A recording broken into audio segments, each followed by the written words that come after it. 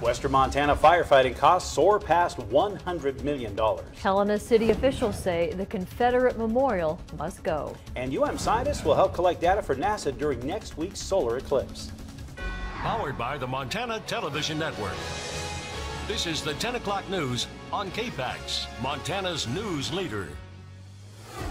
It was hard to miss tonight. The Lolo Peak fire putting on quite a show with a towering pyrocumulus cloud building right over the fire, sending colorful smoke streaming across the valley. It was a very dramatic sight across our area tonight. Good evening, I'm Jill Valley. And I'm Dennis Bragg. While those fires continue to burn, 2017 is turning out to be one of the most expensive fire seasons in years, with the tab for just the major fires passing the $100 million mark this week. And with no end in sight to the hot, dry weather, those bills will continue to soar in the weeks to come.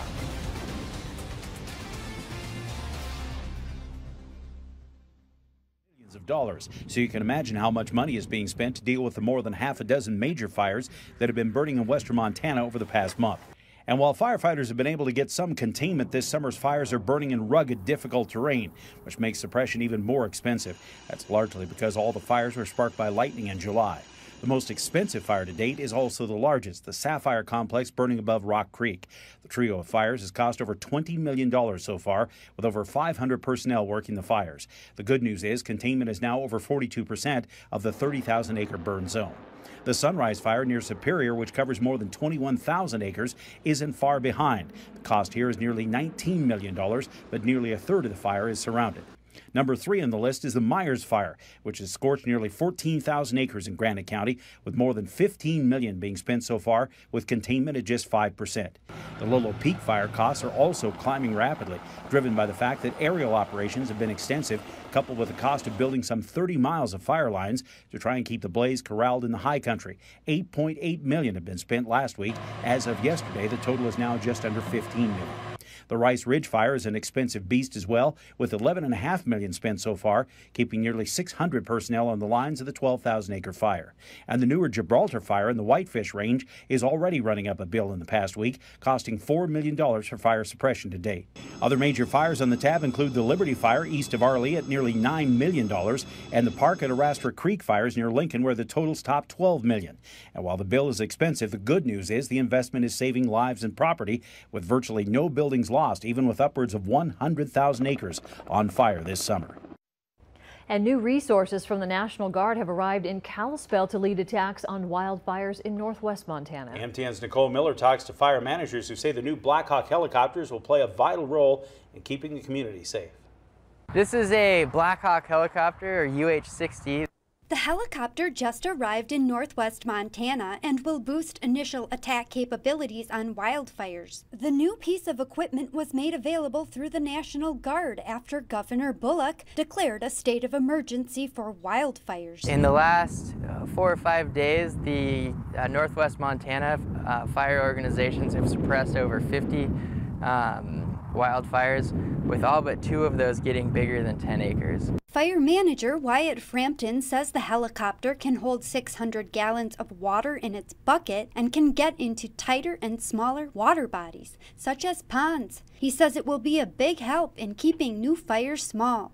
All of northwest Montana remains in stage 2 fire restrictions and at extreme fire danger. Fire managers are treating any report of smoke with heavy-handed response. If you don't want the Blackhawk showing up on your doorstep, don't have any campfires.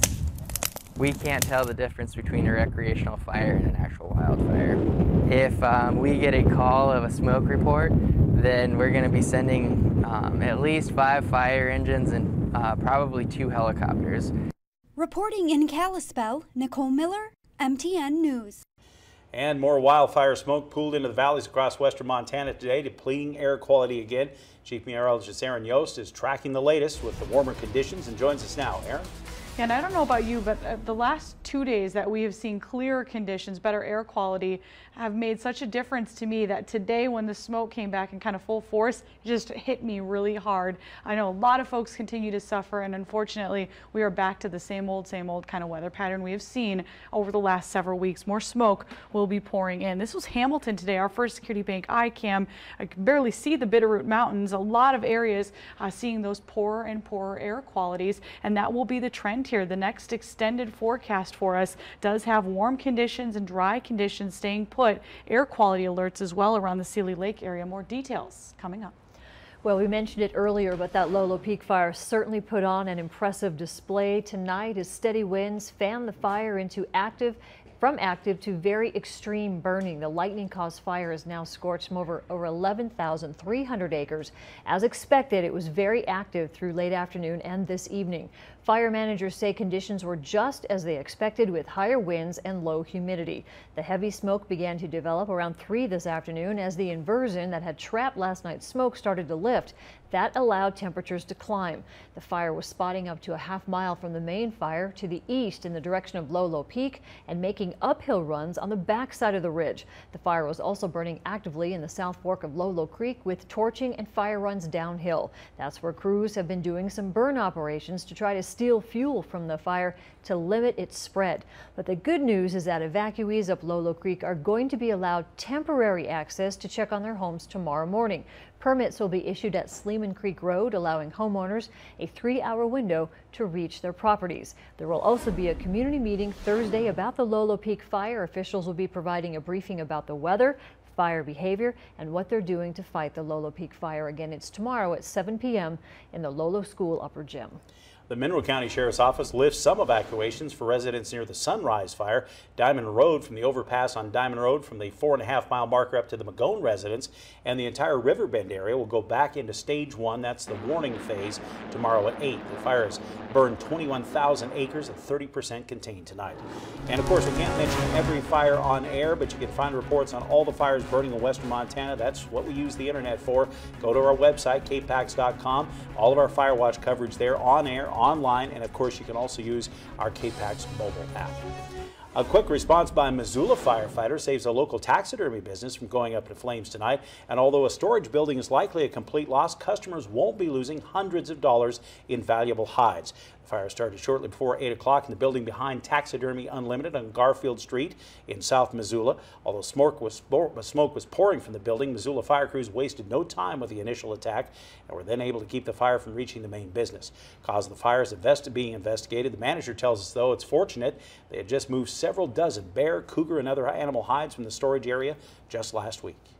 A Confederate memorial in Helena is coming down after the Helena City Commission decided its presence could cause violence like the kind that we saw in Virginia this past weekend. It's a fountain that sits in Hill Park. It was commissioned over a century ago by the United Daughters of the Confederacy. It stands as a memorial to Confederate soldiers. It has come under fire in the past, but after a lengthy meeting, the commission directed city officials to start removing it. Although folks in the Flathead are thousands of miles away from what's happening in Charlottesville, they've had a lot of experience over the racism issue in Whitefish. At a vigil last night there, Montanans honored the life of Heather Hare, who was killed in Virginia over the weekend in that violence. The event aimed to encourage equality and safety across the nation, and in a community that was the target of hate speech and white supremacists over the past few years, it was an emotional moment. The Love Lives Here Media and Communications Director says the vigil wasn't only to mourn, but to keep fighting for a community that includes everyone. Yes, we grieved and we mourned, and we also made a commitment that we are stronger together with each other, building a community that is inclusive and focused on equality. There will also be a Love Not Hate rally Saturday at 4 p.m. at the Co-op in Columbia Falls. A team from the University of Montana is working with more than 50 other groups from across the country, helping to collect data for NASA during next week's solar eclipse. Quite the time to do an experiment. The UM team is sending a video camera along with a number of sensors and detectors nearly 20 miles into the atmosphere. And as Eric Clemens reports, the data could help NASA learn some very important things. On the morning of August 21st, 2017, millions of Americans will gaze upon one of nature's most spectacular displays, a total solar eclipse. And while people marvel at the first eclipse of this kind to cross the continental U.S. in nearly a century, 55 teams from around the country will be hard at work, conducting experiments and collecting data for NASA. One of those teams is from the University of Montana. The purpose of our experiment is to monitor how the planetary boundary layer is affected by the eclipse. So changes in temperature, UV radiation, generation of buoyancy waves, stuff like that. They'll do this by sending a box containing a number of sensitive instruments about 100,000 feet into the stratosphere. That's nearly 20 miles above the ground. The team needs these instruments to arrive at just the right time to gather as much data as possible, and that takes some careful coordination. The 8-foot-tall helium balloons used to launch the tools rise at a rate of nearly 5 meters per second. That's about 11 miles per hour, so it takes nearly 2 hours for the payload to arrive. One thing the team is researching is gravity waves. Eclipses have been known to cause gravity waves with the superheating of the air once it comes back. So what's going to happen is it's going to superheat that column of air, and it's going to want to lift it up, and then it's going to want to get back to its equilibrium. During the eclipse, the air temperature can change by about 10 degrees, causing pockets of turbulence called gravity waves. The team is sending instruments called radiosondes into the atmosphere to detect those waves, with the hope of improving weather prediction equipment and techniques back on terra firma. This experiment is also taking some passengers on board. Cultures of bacteria are going along for the ride to simulate how microbial life functions in extreme environments, like, for example, the surface of Mars. So the stratosphere is very, very similar to the Martian atmosphere, what we see on Mars with its atmosphere. So in order for us to mimic that environment, the stratosphere is a perfect location for us to send that bacteria. I think they're looking to kind of estimate or study how life on Mars would react, or how it basically exists, how it forms, how it multiplies, and all that stuff, and if it can survive that type of environment, really. Once the eclipse is over, the 55 teams will recover their data and begin analyzing and researching their findings.